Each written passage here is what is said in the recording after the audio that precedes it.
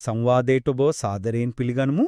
අද දින අපගේ අවධානය යොමු වෙන්නේ මුද්‍රිත මාධ්‍ය රචනය පිළිබඳ ඇත්තටම ඉතා වැදගත් පැතිකඩක් වෙතටයි.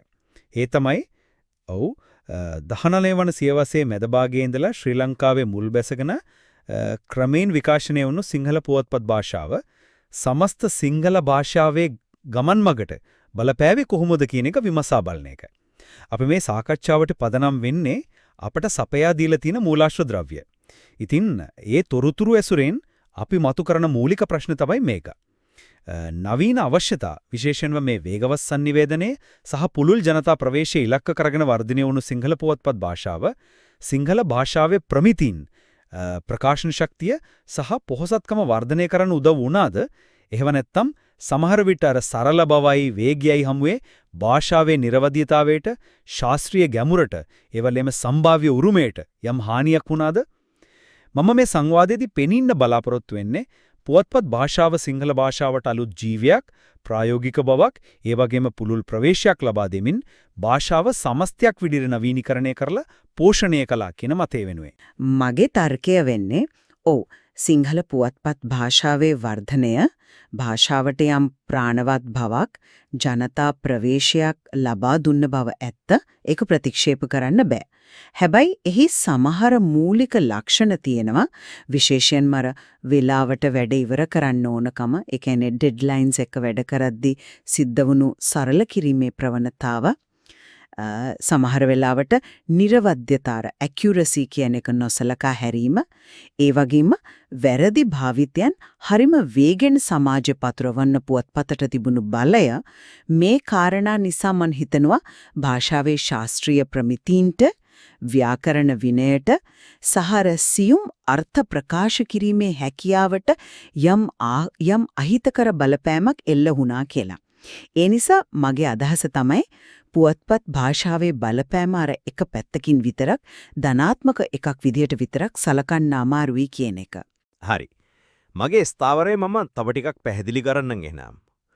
බලන්න 1860 දී ලංකාලෝකයේ සහ 1862 දී ලක්මිනි පහන වගේ මුල්ම සිංහල පුවත්පත් බිහි වෙනවත් එක්කම ලංකාවේ ලොකු sannivedana වෙනසක් විප්ලවයක් වගේ දෙයක් පටන් ගත්තා.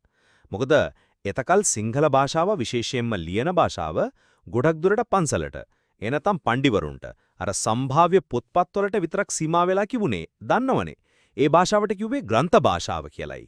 ඒකේ තිබුණා හරිම සංකීර්ණ වාක්‍ය රටා, සංස්කෘත පාලි වචන හුඟක් පාවිච්චි වුණා, විධිමත් ශෛලියක් තිබුණා.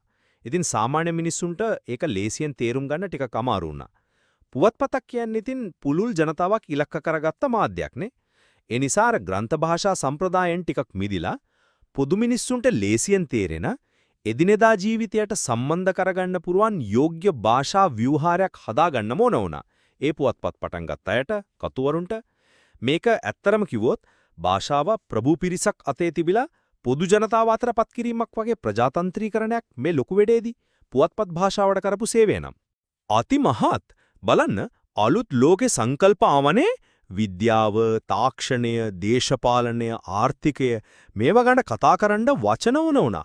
ඉතින් පුවත්පත් තමයි දුම්රිය, තැපැල් කන්තෝරුව, විදුලි පණිවුඩේ වගේ මුල් කාලේ වචන වලින්දලා පස්සේ ජනාධිපති, පාර්ලිමේන්තුව, ව්‍යවස්ථාව, අධ්‍යාපනය, ගුවන් විදුලිය, රූපවාහිනිය, අද වෙනකොට අන්තර්ජාලය, වෙබ් අඩවිය, ජංගම දුරකථනය වගේ 100,000ක් ගාණක් නව වදන් නවෝක්ති සිංහල භාෂාවට ගෙනාවේ.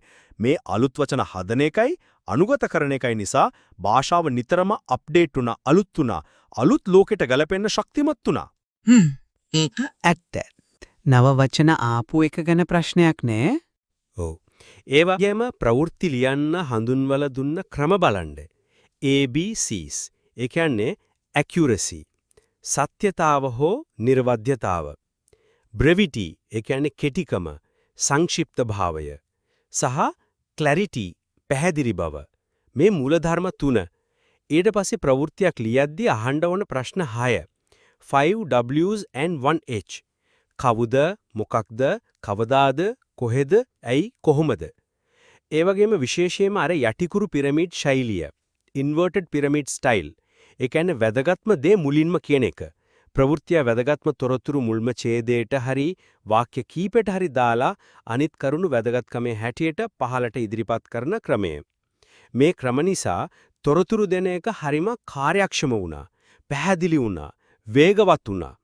කාර්යබහුල කෙනෙකුට වුණත් මුල් ටික කියවලා ප්‍රවෘත්තියේ හරය ඉක්මනට දැනගන්න පුළුවන් වුණා.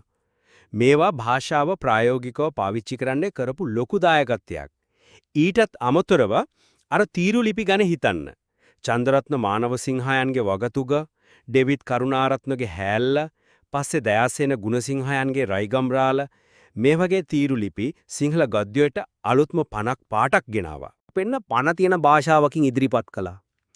ඉතින් මම කියන්නේ මේ ඔක්කොම දිහා බැලුවම පුවත්පත් භාෂාව සිංහල භාෂාවට පුළුල් ප්‍රවේශයක්, නම්‍යශීලී බවක්, කාලීන ආදාළත්වයක් සහ ලොකු ප්‍රකාශන ශක්තියක් එකතු කරලා ඒක පෝෂණය කළා මිසක් හානියක් කළේ නැහැ කියන එකයි.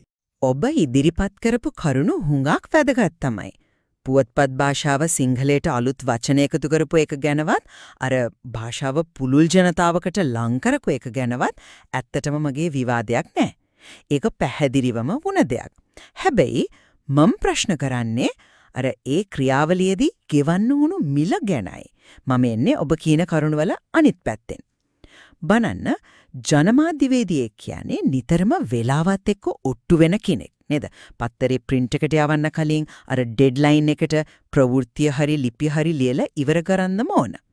මේ තද වෙලාවේ පීඩනයයි වේගයයි හින්දා ඔබ කිව්වා අර ABCs වලින් accuracy ඒ කියන්නේ නිර්වද්‍යතාව කියන එකට වඩා අර brevity කෙටි බව සහ clarity පැහැදිලි බව කියන දෙකට වැඩි බරක් ගියාද කියන ප්‍රශ්නේ එනවා.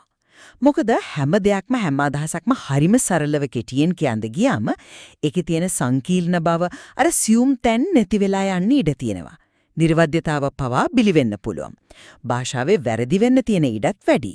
යටිකුරු පිරමීඩ් ශෛලිය වේගෙන් කියවන්න හොඳයි තමයි. ඒකෙන් සමහර වෙලාවට ගැඹුරු විශ්ලේෂණයකට යන්නේ නැතුව මතුපිට තොරතුරු ටික විතරක් ලැබිලා නවතින්නත් පුළුවන්. මේ සරල කිරීමේ ප්‍රවණතාවයේ අනිත් පැත්ත තමයි අර ඔබත් කිව්වා වගේ ග්‍රන්ථ භාෂාවේ තිබුණු ශාස්ත්‍රීය ගැඹුර සංකීර්ණ දාර්ශනික විද්‍යාත්මක හරි සාහිත්‍යමය හරි අදහස් හරියටම කියන්න තිබුණු හැකියාව ටික ටික අඩු වෙලා ගියේ එක. ග්‍රන්ථ භාෂාව පණිවරුන්ට සීමා වුණා කියන එක ඇත්ත. ඒකේ භාෂාමය විභවයක් තිබුණා නේද? සියවස් ගානක් තිස්සේ පෝෂණය වෙච්ච වචන සම්භාරයක්, ව්‍යාකරණ ව්‍යුහයක් තිබුණා. පුවත්පත් භාෂාවට ඔක්කොම උරුම කරගන්න බැරි වුණාද? එහෙම නැත්නම් අවශ්‍යතාවයක් තිබුණේ නැද්ද දන්නේ නැහැ. අර මූලාශ්‍රයක තියනවා වගේ ඩී.බී. ධනපාල මහත්මයා කියපු විදිහට පුවත්පත් බසට යෞවන විලාසයක් ආවේ අර පොත්පත් බසේ තිබූ තලත්තෑනිකම, මහලු ගතිය, ඒ කියන්නේ ගැඹුරයි බරසාරකමයි යම් දුරකට අතෑරලා දාපු නිසා නේද? ඒ වගේම පුවත්පත් වලට තියෙන බලයයි පැතිරීමයි ගැන හිතන්නකෝ. කතුවරේක් මාධ්‍යවේදියෙක් අතින් වෙන පොඩි භාෂා වරදක්, ඒක අකුරක වරදක් වෙන්න පුළුවන්, ව්‍යාකරණ වරදක්, වැරදි වචනයක් පාවිච්චි කිරීමක් වෙන්න පුළුවන්.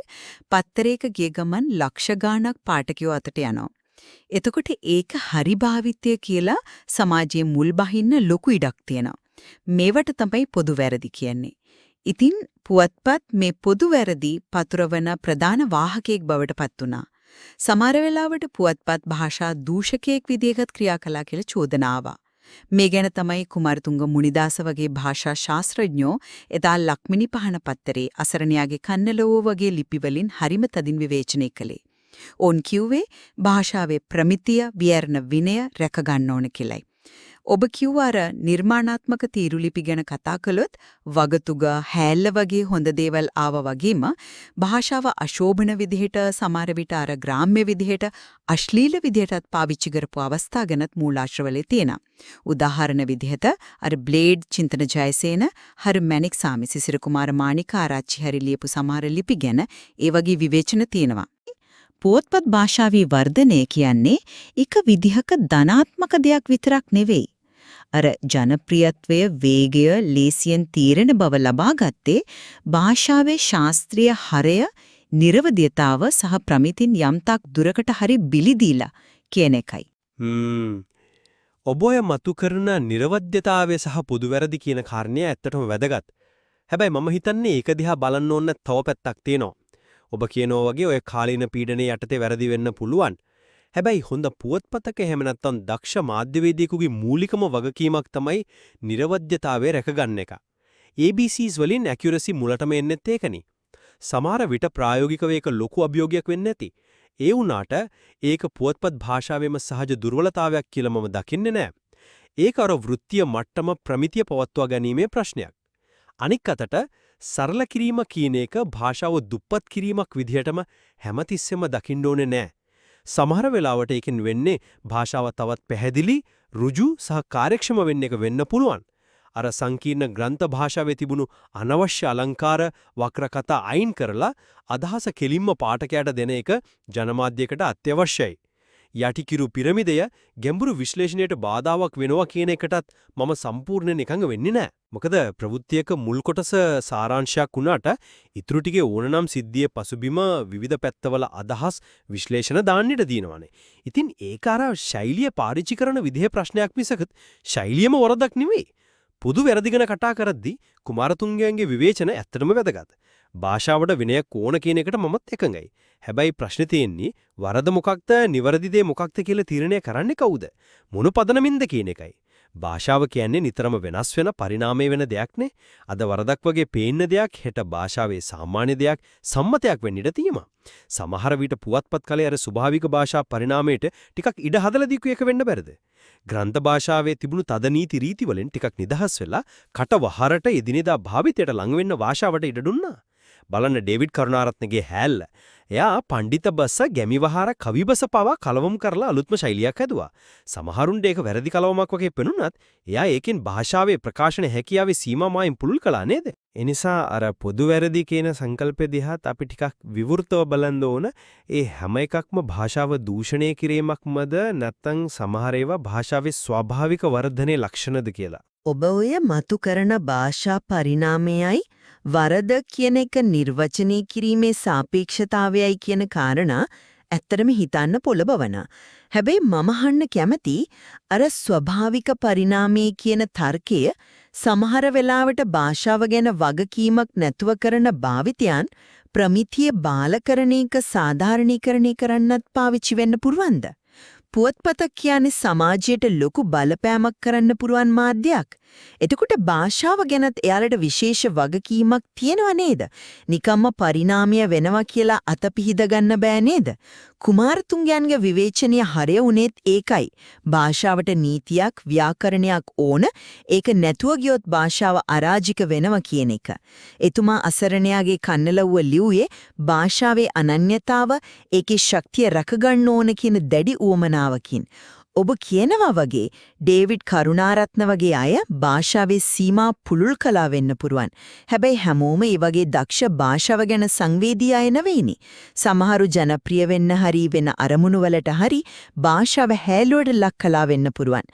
අර නිර්මාණශීලී නිදහස සමහර වෙලාවට භාෂාවේ විනය කඩන්න හේතු වුණා. ආවේනික ශෛලියක් හදාගන්නවා කියන එක හැමතිස්සෙම භාෂා ප්‍රමිතියට එකඟව වුණාද?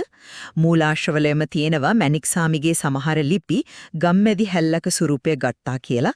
ඒ වගේම මාටින් වික්‍රමසිංහයන් වගේ සම්භාව්‍ය ලේඛකයෙක් ලියපු මයුරපාද තීරු ලිපි පවා සමහර වෙලාවට තීරු ලිපියක තියෙන්න ඕන කෙටි කමින් පිට පැනලා දිග වෙඩි වුණා කියලා තියෙනවා. ඒ කියන්නේ තීරු ලිපි වගේ නිර්මාණාත්මක දේවල් වුණත් ඒවයි බලපෑම එකම විදිහට ධනාත්මක වුණේ නැහැ. සමහර ඒවා භාෂාව පෝෂණය කරද්දී තමත් සමහරක් ඒක ප්‍රමිතියට හරි ශෛලීය විනයට හරි හානි කරපු අවස්ථාත් තිබුණා. ඔව් මම ඒක පිළිගන්නවා. හැම තීරු ලිපියක්ම හැම ලේඛකයෙක්ම එකම උසස් මට්ටමක තිබුණේ නැහැ. ගුණාත්මකභාවයේ විවිධ මට්ටම් තිබුණා. අර බ්ලේඩ් හරි මැණික්සාමි හරි ලියපුවා විවේචනයට ලක්ුණා නම් ඒකෙන් පෙන්නේ පාඨක සමාජයේ විචාරකයෝයි භාෂාව ගැන යම්කිසි අවධානයකින් හිටියා කියන එකයි. ඒක හොඳ දෙයක්. හැබැයි ඒ වගේ තනි උදාහරණ අරගෙන සමස්තයක් විදිහට පුවත්පත් භාෂාවේ අර නිර්මාණාත්මක පැත්තෙන් වුණු දායකත්වය අඩුතක්සේරු කරන්න අමාරුයි. වගතුග, හැල්ල, රයිගම්රාල වගේ තීරුලිපි ලක්ෂ ගාණක් මිනිසු රසවින්දා භාෂාවේ තියෙන ලස්සන, උපහාසයේ තියෙන බලය, ගැමිවහරේ තියෙන පණ මේවා අත්විඳින්න යාලට අවස්ථාව ලැබුණා. මේ ලේඛකයෝ පරණ සාහිත්‍යනුත් ආభాසය ගත්තා. අර ජාතක පොතේ තියෙන කතා කියන විලාසය, සද්ධර්ම රත්නාවලියන උපමා උපහාස, ඒ වගේ දේවල් යාළගේ ලිපිවල දකින්න තිබුණා. ඒගොල්ලෝ ඒ උරුමය අරගෙන අලුත් සමාජයට ගැලපෙන විදිහට පණ තියෙන කටවහරට කිට්ටු බසකින් දුන්නා. ඒක හරියට භාෂාවේ අර පරම්පරාගානක ශක්තියයි අලුත් ප්‍රකාශන අවශ්‍යතාවය අතර පාලමක් හැදුවා වගේ වැඩක්. ඒ නිසා මම තාමත් දකින්නේ මේ නිර්මාණාත්මක ප්‍රභේද සමස්තයක් විදිහට ගත්තම භාෂාවට කලේ ලොකු සේවයක් කියලයි. ඒව භාෂාවට පාටක්, නම්මිශීලී බවක්, ප්‍රකාශන පරාසයක් එකතු කළා. ඔබ ඔය කියන පාලම හැදුවා කියන එක ගැන මට තව පොඩි ප්‍රශ්නයක් තියෙනවා. ඒ පාලම හදද්දී අර ග්‍රන්ථ භාෂාව ප්‍රත්‍යයෙන් තිබුණු ශක්තිමත් අත්තිවාරම ඒක යම් දුරකට අමතක වුණාද? එහෙම නැත්නම් ඒකට දෙන්න ඕන ගෞරවය ලැබුණේ නැත්ද? ඩී.බී. ධනපාලයන්ගේ අර කියමනම ආයෙත් ගත්තොත් පුවත්පත් බසේ යෞවන විලාසයක් තිබේ. පොත්පත් බසේ තලත්තෑනිකමක් රඳයි. පඬිත බසින් හැඟෙනොයි මහලු ගතියකි. මේ මහලු ගතිය කියන එක නිකම්ම දුර්වලකමක් විදිහට විතරක් දකින්න පුළුවන්ද? එතන ශාස්ත්‍රීය බරක්, ඓතිහාසික ගැඹුරක්, පරම්පරා ගානක් තිස්සේ එකතු වෙච්ච භාෂා උරුමයක් තිබුණේ නැද්ද? පුවත්පත් භාෂාව අර යෞවන විලාසයේ හදාගන්න හදද්දී මේ මහලු ගතිය, ඒ කියන්නේ භාෂාවේ ඝනකම, ඒකේ ඓතිහාසික උරුමය හිතාමතාම පැත්තකට දැම්ම වඩේ නේද මට නම් පේන්නේ. අර වේගවත් සරල සැහැල්ලු බසකට මාරු වෙද්දී භාෂාවේ බරසාරකම, ගැඹුරු අදහස් හරියටම කියන්න තිබුණ හැකියාව අඩු වුණා කියන එක තමයි මගේ තර්කය. නෑ, මම මේ මහලු ගතිය ප්‍රතික්ෂේප කරන්නේ නෑ. ග්‍රන්ථ භාෂාවේ ඇත්තටම ශාස්ත්‍රීය ගැඹුරක්, ඓතිහාසික වටිනාකමක් තිබුණා. ඒක අපේ උරුමයේ වැදගත් කොටසක්. හැබැයි ප්‍රශ්නේ තියෙන්නේ ඒ භාෂාව 20 වෙනි 28 වෙනි සියවස්වල ජනසන්නිවේදන මාධ්‍යක අවශ්‍යතාවලට කොයිතරම් දුරට ගැළපුණාද කියන එකයි. අර මහලු ගතිය, ඒ සංකීර්ණ බව සමහර විට සාමාන්‍ය පාඨකයාව භාෂාවෙන් ඈත් කළා. පුවත්පතකට ඕනේ හැමෝටම තේරෙන, හැමෝටම කතා කරන භාෂාවක්. ඒ නිසා අර යෞවන විලාසය ඇති උනේ උරුමේ එපා කියලා ප්‍රතික්ෂේප කරපු නිසා නෙවෙයි. භාෂාව පුළුල් ජනතාවකට ලං කරවන්න තිබුණ ප්‍රායෝගික අවශ්‍යතාවය හින්දායි.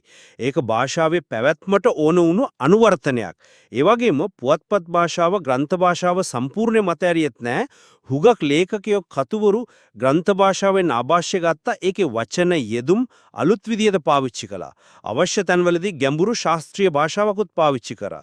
උදාහරණයක් විදියට කතුවැකි විශේෂාංග ලිපි වගේ දේවල් ගත්තත් ඒවයි පාවිච්චි වුණේ ප්‍රවෘත්තියක තියෙන සරල බසට වඩා ටිකක් ගැඹුරු භාෂාවක්. ඉතින් ඒක කළුසුදු තත්වයක් නෙවෙයි. පුවත්පත් භාෂාව කියන්නේ ග්‍රන්ථ භාෂාවයි, කටවහරයි, අලුත් අවශ්‍යතාවලට අනුව හැදුණු දෙමුහුන් ව්‍යවහාරයක් වගේ දෙයක්. ඒක භාෂාවේ ස්වභාවික ගතික වර්ධනයක් විදිහටයි මනම් දකින්නේ. ඉතින් මේ කතා කරපු හැම දෙයක්ම සලකලා බඩලා මගේ අවසාන නිගමනය වෙන්නේ මෙහෙමයි.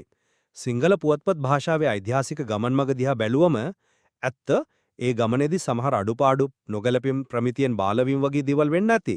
ඒක පිළිගන්න ඕන.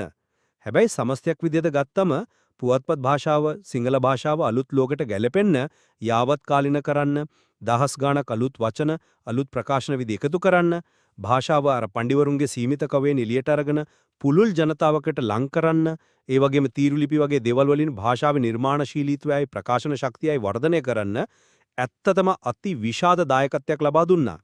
ඒ නිසා මගේ මතය තමයි අර සමහර අතුරු ආබාධ තිබුණත් පුවත්පත් භාෂාවේ සමස්ත බලපෑම සිංහල භාෂාවට ධනාත්මක පෝෂණීය එකක් වුණා කියන එක. මම තවමත් අවධාරණය කරන්න කැමතියි ඔබ කියන ඒ ධනාත්මක ප්‍රතිඵල, අර ජනප්‍රියත්වය, ලේසියෙන් ප්‍රවේශ වෙන්න පුළුවන් බව, නවීනීකරණය වීම, මේවා ලබා ගනිද්දී යම්කිසි මිලක් ගෙවන්න සිද්ධ වුණු බව. ඒ මිල තමයි භාෂාවේ නිර්වද්‍යතාවය, ශාස්ත්‍රීය ගැඹුර, ව්‍යාකරණ විනය සහ සමහර වෙලාවට එහි සම්භාව්‍ය ප්‍රමිතීන් යම් මට්ටමකට හරි කැප කරන්න සිද්ධ වීම. අර කාලීන පීඩනය සරල කරන්නම වෙන එක. ඒ වගේම පුළුල් ව්‍යාප්තිය නිසා ඇතිවුණු පොදු වැරදි වගේ දේවල් නිසා පුවත්පත් භාෂාවේ බලපෑම ද්විත්ව ස්වභාවයක් ගන්නවා කියලායි මම හිතන්නේ. ඒක භාෂාව එකාතකින් පෝෂණය කරද්දී අනිත් අතින් සමහර ප්‍රතිවලින් ඒක දුර්වල කළා, ඒකේ ප්‍රමිතීන් ලිහිල් කළා කියන කාරණය අපට අමතක කරන්න බෑ. ඒ නිසා මගේ අවසාන ස්ථාවරය වෙන්නේ එහි බලපෑම නිකම්ම ධනාත්මක හෝ ඍණාත්මක එකක් නෙවෙයි, මේ දෙකේම එකතුවක්, සංකලනයක් බවයි. හරි. අපේ මූලික එකඟ නොවීම දැන් හරිම පැහැදිලි. ඔබ අවධාරණය කරන්නේ භාෂා ප්‍රමිතීන්ට සහ ගැඹුරට වෙන්න තියෙන හානිය ගැන. මම අවධාරණය කරන්නේ භාෂාවේ අර ප්‍රජාතන්ත්‍රීකරණයයි නවීනීකරණයයි ගැන. මේ දෙක එකිනෙකට පරස්පර වුණත් ඇත්තගම වැදගත් දෘෂ්ටිකෝණ දෙකක්.